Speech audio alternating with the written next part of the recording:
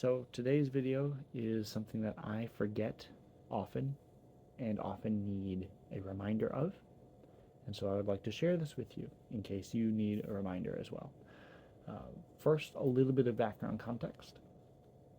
We know through logic and reasoning that so long as the law of non-contradiction is valid, there must be objective truth. The law of non-contradiction being blatantly self-evident, like I can't exist and not exist at the same time. Two contradictory things, one of them has to be correct and one has to be not correct. True, not true, right?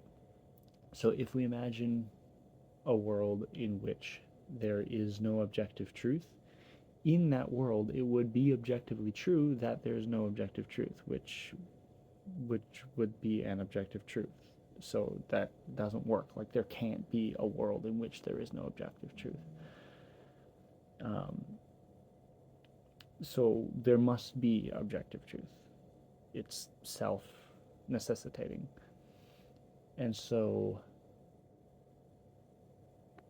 there is a difference between true objective truth and reality, true, like whatever actually exists, versus our perception of it.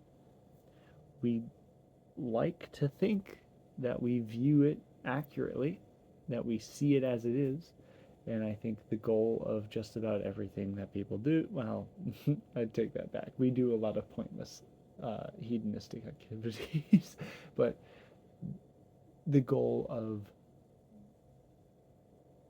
dare I say, most virtuous pursuits, to be a little pretentious, is to bring our perception of reality as close to accurate of what actually is objective truth in reality, in existence.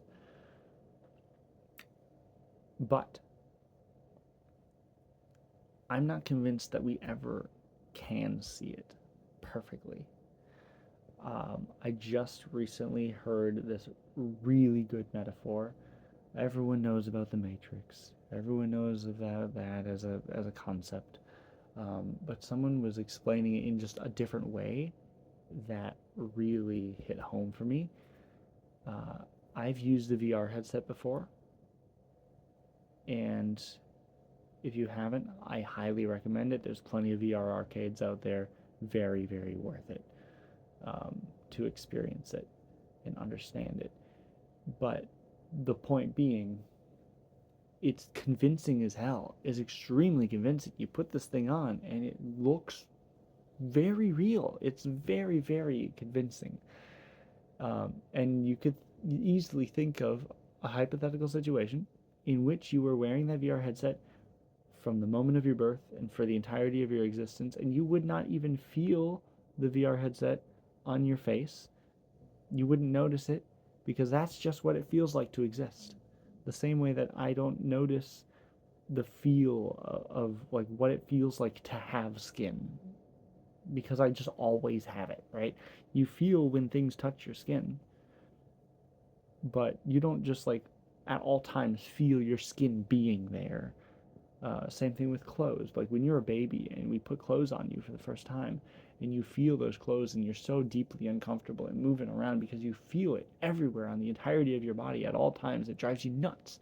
But then you get used to it and then you don't notice it. And now we can wear clothes all the time and be completely oblivious to it. You're not noticing and we know this through brain scans. We see in brain scans of babies, when you put clothes on them, their brain goes crazy. But with us, our sensory nerves are in our skin are receiving the signal and sending it to the brain. But the brain, actually this part of the brain back here, is receiving the signal from the skin. Your skin is like physically, chemically sensing the clothes at all times and sending it to your brain, but your brain is filtering it out. It's not entering your conscious experience.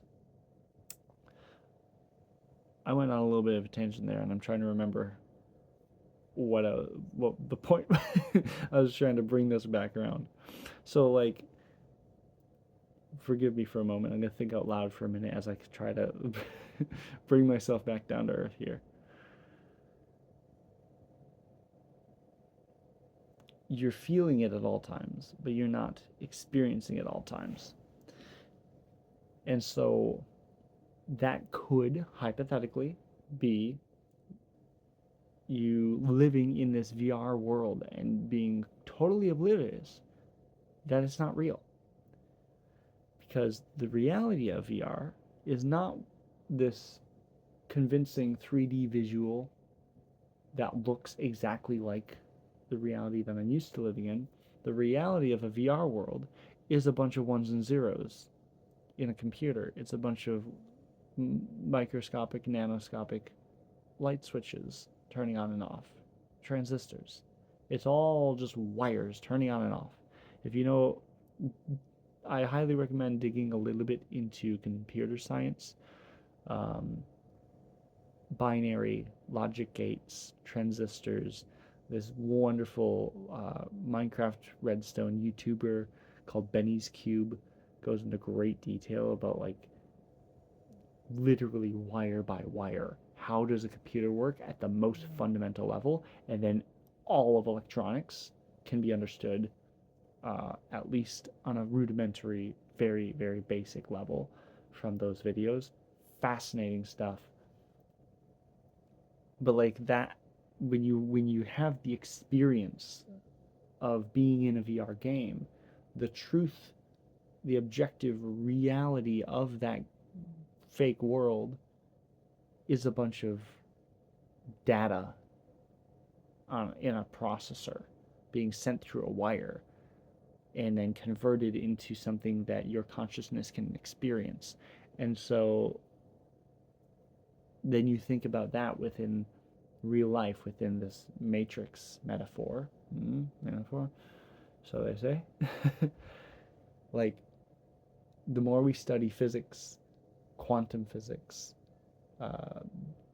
there's people that are finally we're starting to move beyond this string theory, which I don't know enough about to like say anything truly educated on it, but my impression is that it was very promising at the beginning, but now we've known for quite a while that it's a waste of time to study it because they've ruled it out, and there's a lot of pointless funneling of funds towards studying it when we already know it's no longer worth studying, as opposed to, well, there's a lot of politics involved in deciding what studies get funded and what studies don't. And so now that we're finally starting to study quantum mechanics, trying to figure out what type of like geometrical shapes do the energies take outside of space-time, fascinating cutting edge stuff. And we're discovering, like with pixel theory, you'll have to forgive the name. We're discovering that like there's this, just like with the VR headset, there's the experience of seeing the game world rendered as opposed to what actually is a bunch of data in a computer. And so the same, supposedly, with actual physical reality, everything that we perceive to exist, there is our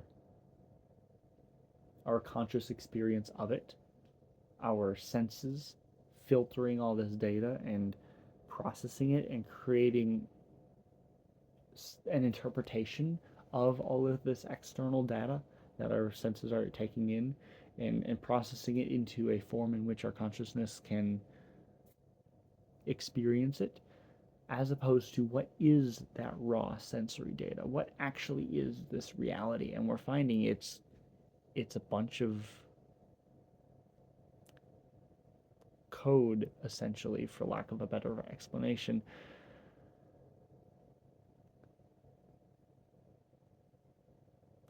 And so that's the point of this video, is to kind of go back to what I had briefly said early, so somewhere around like the 2 or 3 minute mark, is that there's a difference between actual physical reality, what truly exists, objective truth, versus our perception of it.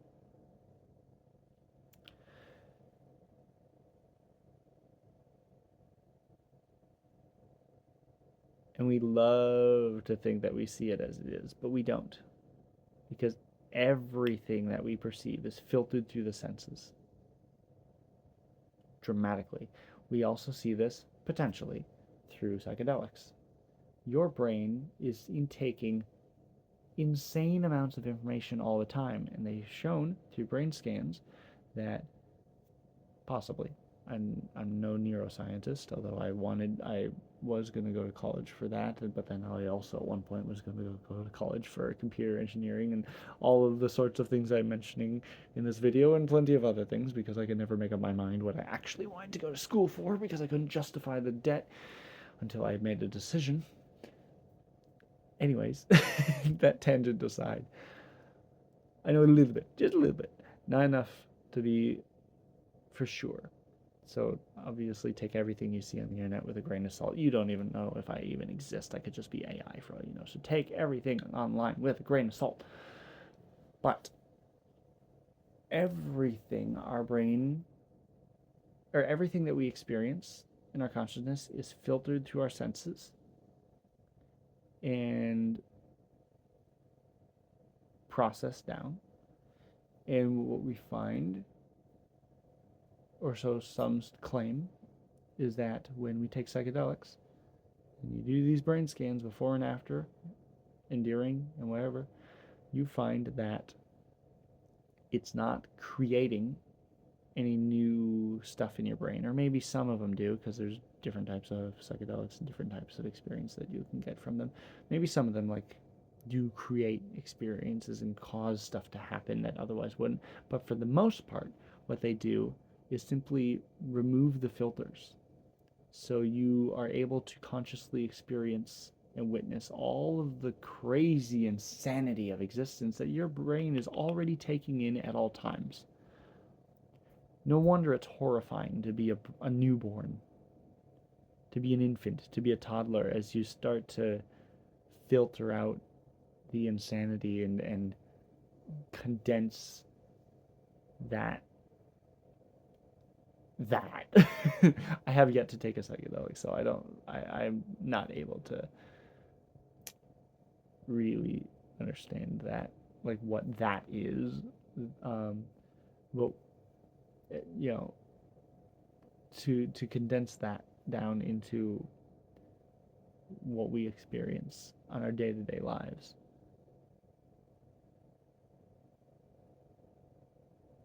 Reality is not what you think it is. And all of this insanity that I've mentioned here tonight, I think the most important, most tangible part of this is the fact that when I'm depressed, when I'm suicidal, when my mind is caving in on me, the walls are closing in, you can't see the possibilities. It's so easy to think that you see reality as it is accurately, to think that you see all of the options. Like, I do believe that hypothetically, if you were to be able to perfectly see reality accurately and consider every possibility, and you saw there was genuinely 1,000,000,000% confirmed no possible good outcome for your life, hopeless, by all means, I think that person should kill themselves. I think that is the ethical thing to do. But I say that within the context of all this to remind us that, like, we can't ever see it accurately. There are an infinite number of possibilities at any point. You could literally just, like, run. Go outside, run, until your legs collapse. Find yourself 5,000 miles from home. Go start a new life. Find a homeless shelter. Get some housing assistance. You got a brand new life. You can do whatever the fuck you want. Always. And it is insane how blind we are to the possibilities. Question everything.